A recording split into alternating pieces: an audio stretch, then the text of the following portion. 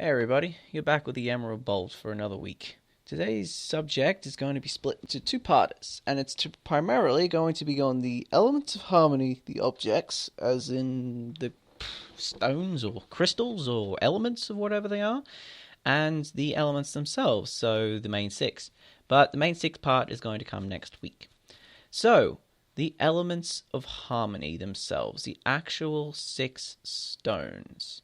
Now, this is interesting. So, we have the six elements: honesty, kindness, laughter, generosity, loyalty, and magic. Now, also brings conjecture. Now, the elements themselves, we know, are older than anything else within Equestria. They're older than Equestria itself as a concept of a nation. They're older than Discord. They're older than Luna and Celestia. They may very well have been around since the dawn of, well, time within the Equestrian universe. And that is that's really interesting to think about, honestly. Very, very interesting. Now, there is going to be somewhat of a degree of headcanon. I mean, I can't avoid that because there is so little information canon-wise on the actual elements themselves. I mean, we've seen them being used throughout history via flashbacks. There'll probably be comics and books on it. But in the show, because you know that I primarily just use the show as canon support because it is canon, we don't know anything about the origins officially of the elements of harmony. We don't know where they came from, but my guess is either they are, well, obviously they were magically created. I doubt that they are actual natural items. It would be very difficult to believe that. And why the elements of harmony? Now, this also brings up a side note about the elements of disharmony. Now, we know the elements of disharmony are not canon. They aren't canon. They are not shown within the show, so they are not canon, at least to me.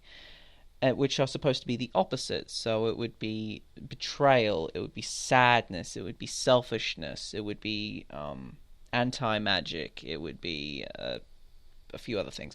But that also brings into question, if the elements of disharmony are real and the elements of harmony are real, then where are the elements of disharmony and why haven't we seen them? But that is a properly fictional question because the elements of disharmony are not canon.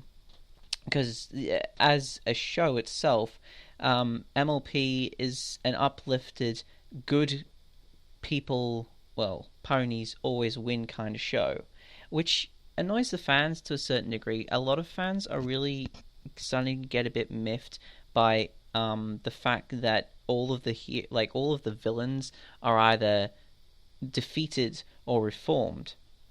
This doesn't bother me at all. It's a nice change from the countless video games I play where you see a bad guy, you shoot him in the head and you move on. Reforming him is such a much more difficult challenge and much more satisfying event. Which also, oh no, I'll cover that in next week's episode, where I'm going to bring up Discord, which is going to be interesting. It's going to be really interesting. But nevertheless, why these particular elements? Now, the elements represent different aspects of positive emotional range, with the exception of magic. Magic is the cement that glues these bricks together. But with the other five elements, they are all various positive emotions. Why those emotions? Why not different ones? Why those emotions specifically? And are those emotions actually interchangeable? This is both in a figurative and a literal term. Now, we know that the stones were chosen, well, not chosen, the stones chose their individual hosts and what elements their hosts represented. But does that mean that the stones are interchangeable? Can the stones from the element of harmony be one or the other? Can the green one become the orange one and the orange one the purple one, etc., etc.?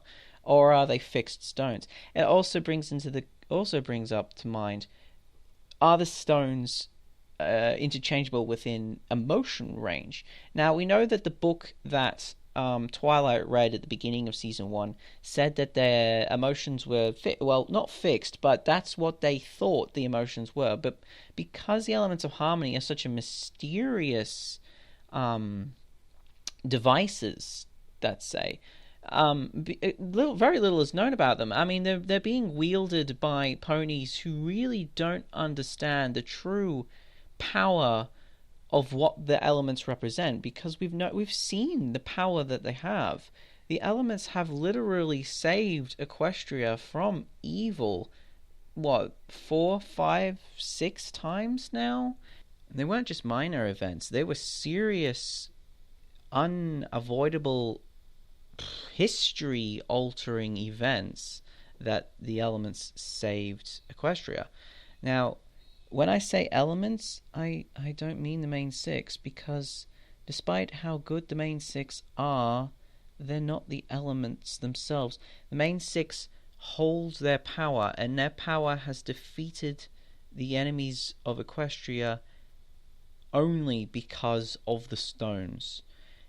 That's it. I mean, they are being wielded by great and powerful individuals, the main six, but the main six are nothing without the elements of harmony themselves. Come to think of it, the elements of harmony have been saving Equestria well before our current wielders wielded the stones themselves, and there was only 5 before the events of season 1 and the creation of the main 6. Well, creation is not the right words. The forming of the main 6 is more appropriate. There was only 5 elements. The element of magic never existed.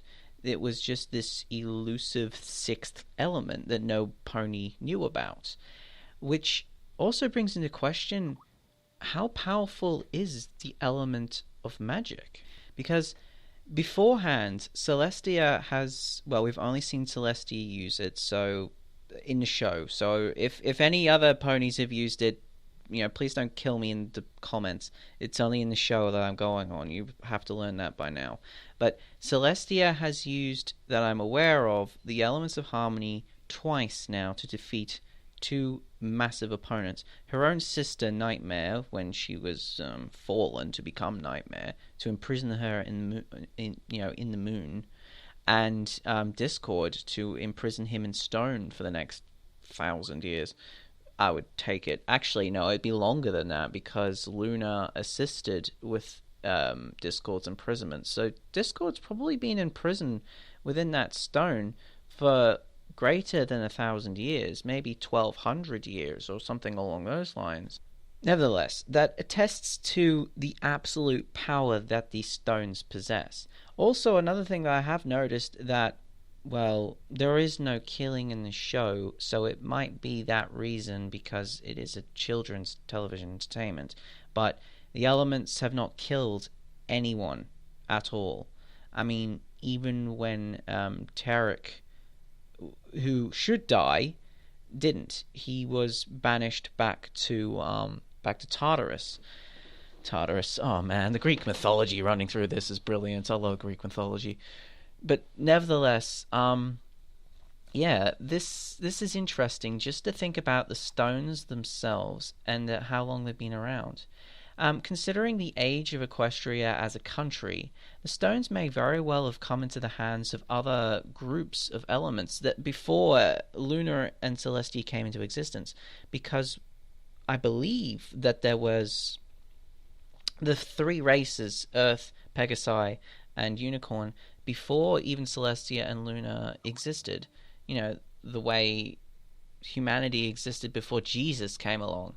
But essentially, it's quite interesting to think that maybe 5 Earth ponies or 5 Pegasi, or maybe even the stones weren't even in Equestria. Maybe there were some in a different country. Maybe it was 5 Griffins or 5 Zebra or 5 Yaks who wielded these stones thousands of years before it made its way to Equestria and into the hooves of Celestia. It's just something to mull it over. I'm looking forward to giving you guys part 2 to this as well. I intend to do a couple of dramatic readings in future, hopefully.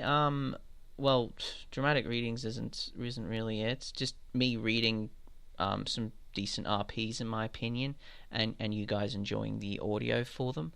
Apart from anything else, the D&D game is coming closer at hand. It will be out. We will be first starting on the 6th of February, so I'm looking forward to sharing that with you guys. Please feel free to comment, like, subscribe, all of that yada yada yada. Talk to me on the forums and all of that usual crap that I sprout on at this part of the video. Well, I hope that you enjoy this part 1. Stay tuned next week for part 2. And until then, you've been with the Emerald Bolt, and I'll see you guys next time.